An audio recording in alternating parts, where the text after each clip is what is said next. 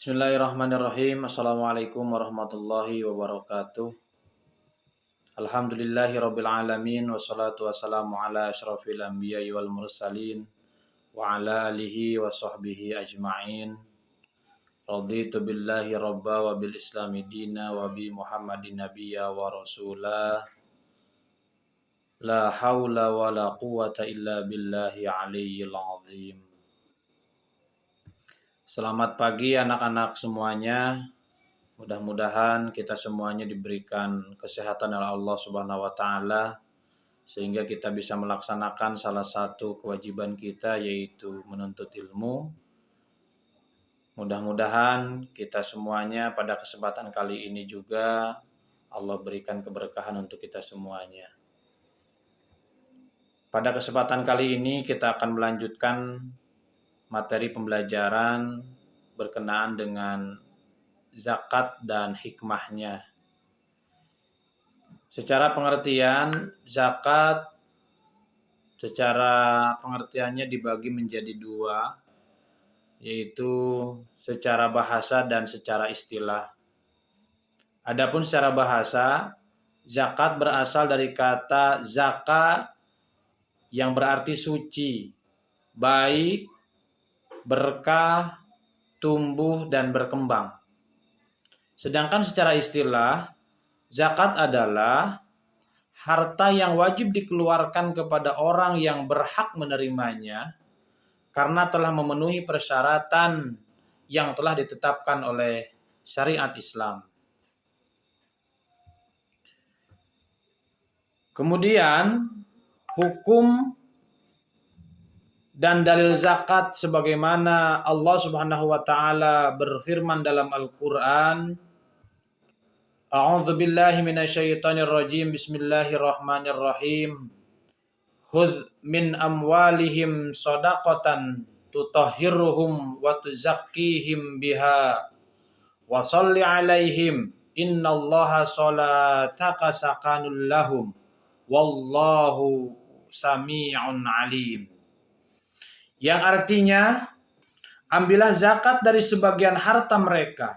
Dengan zakat itu kamu membersihkan dan mensucikan mereka, dan berdoalah untuk mereka. Sesungguhnya doamu itu menumbuhkan ketentraman jiwa bagi mereka. Allah Maha mendengar dan Allah Maha mengetahui. Quran Surat At-Taubah ayat 103. Adapun hukum mengeluarkan zakat, yaitu wajib atau bisa kita disebut dengan fardu ain. Selanjutnya anak-anak kita akan masuk kepada macam-macam zakat. Zakat terbagi menjadi dua macam. Yang pertama adalah zakat fitrah. Kita bisa disebut dengan zakat jiwa. Yang kedua adalah zakat mal atau bisa disebut dengan zakat harta. Pengertian dari zakat fitrah adalah zakat yang wajib dikeluarkan atas setiap jiwa, baik laki-laki maupun perempuan, seorang muslim yang dilakukan pada bulan Ramadan hingga menjelang sholat Idul Fitri. Zakat mal adalah zakat yang dikenakan atas segala jenis harta yang secara zat maupun substansi perolehannya tidak bertentangan dengan ketentuan syariat Islam. Syarat wajib zakat bagi siapa ataupun untuk siapa mengeluarkan zakat itu, yang pertama syaratnya zakat dikeluarkan ataupun orang yang mengeluarkan zakat itu adalah harus muslim. Yang kedua harus merdeka. Yang ketiga memiliki akal yang sehat ataupun balik bisa dikatakan. Dan yang keempatnya adalah berkecukupan ataupun mampu. Serta yang terakhir hartanya memenuhi nisab. Selanjutnya anak-anak terkait dengan batasan harta yang mesti dikeluarkan atau yang bisa kita sebut dengan nisab. Ada beberapa jenis harta yang mesti dikeluarkan zakatnya: emas, perak, pertanian, perdagangan, sapi, kerbau, kambing, ataupun domba. Dari emas, nisab zakatnya yaitu 85 gram. Besaran zakatnya 2,5%. Perak 624 gram. Besaran zakatnya 2,5%. Kemudian dari hewan ternak, sapi, nisab zakatnya dari 30 sampai dengan 39 ekor, maka mesti zakat yang harus dikeluarkan adalah 1 ekor dengan usia 1 tahun. Kerbau 40 sampai dengan 59 yang dimiliki, artinya nisab tadi, maka zakat yang mesti dikeluarkan yaitu 1 ekor dengan usia ataupun umurnya 2 tahun. Kambing dari mulai 40 sampai dengan 120 ekor, maka besaran zakat yang mesti dikeluarkan 1 ekor kambing. Serta yang terakhir domba. Harta yang dimiliki dari mulai 121 sampai dengan 200, maka besaran zakat yang mesti dikeluarkan yaitu 2 ekor. Kemudian kadar zakat fitrah. Sepakat para ulama yang digunakan untuk menakar ataupun kadar zakat fitrah yaitu 2,5 sampai dengan 3 kilogram untuk kehati-hatian dalam melaksanakan pelaksanaan kadar zakat fitrah ini. Kemudian anak-anak, kita masuk kepada mustahik zakat. Mustahik itu siapa yang berhak menerimanya? Sebagaimana Allah Subhanahu wa taala menjelaskan mustahik zakat ini tertuang dalam Al-Qur'an surat At-Taubah ayat 60. Di antaranya adalah yang pertama, fakir. Siapa itu fakir? Orang yang tidak bisa memenuhi kebutuhan pokok sehari-hari karena sudah tidak bisa berusaha lagi ataupun tidak kuat. Yang berikutnya adalah miskin. Siapa itu yang disebut dengan golongan miskin? Orang yang sudah berusaha, bekerja, tetapi hasilnya tidak bisa memenuhi kebutuhan hidupnya untuk sehari-hari. Yang berikutnya amil.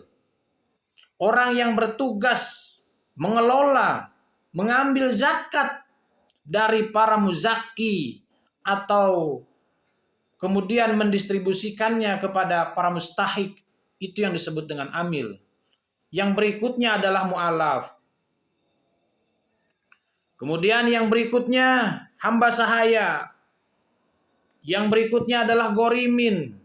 Siapa itu gorimin? Orang-orang muslim yang mempunyai hutang dan tidak mampu membayarnya. Yang berikutnya fisabilillah. Orang yang sedang ikhlas berjuang di jalan Allah atau sesuatu yang diproyeksikan untuk kepentingan di jalan Allah Subhanahu wa taala. Yang terakhir musafir atau yang disebut dengan ibnu sabil. Orang yang sedang melakukan perjalanan jauh dan kehabisan biaya ataupun bekal hidupnya dalam perjalanan. Itulah golongan orang-orang yang berhak mendapatkan zakat atau yang disebut dengan mustahik.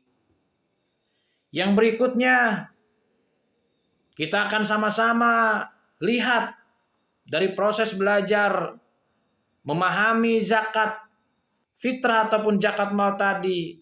Kita ambil ibrah ataupun kita ambil hikmah dari proses pembelajaran ini dari materi zakat.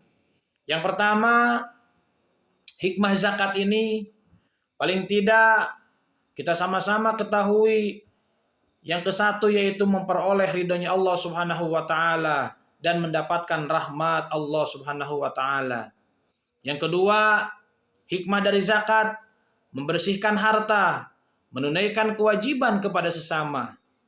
Yang ketiga, memelihara harta lebih berkah dan juga terhindar dari penipuan dan lain sebagainya. Yang keempat, sebagai wujud syukur diberikan anugerah dengan kecukupan ataupun harta yang berlimpah yang Allah berikan kepada kita semuanya. Dan yang berikutnya, menjauhkan sifat tercela, iri hati, dengki kepada muzaki ataupun orang kaya yang berkecukupan, serta mengurangi kemiskinan. Zakat yang diterima bisa menjadi sarana untuk memenuhi kebutuhan saudara-saudara kita. Yang berikutnya, sebagai penyemangat berusaha, mustahik semakin semangat untuk keluar dari zona yang nyaman. Itulah yang kita bisa ambil hikmahnya dalam proses pembelajaran zakat. Nah, yang terakhir anak-anak semuanya, kita masuk kepada evaluasi pembelajaran ataupun dari proses pembelajaran saat ini.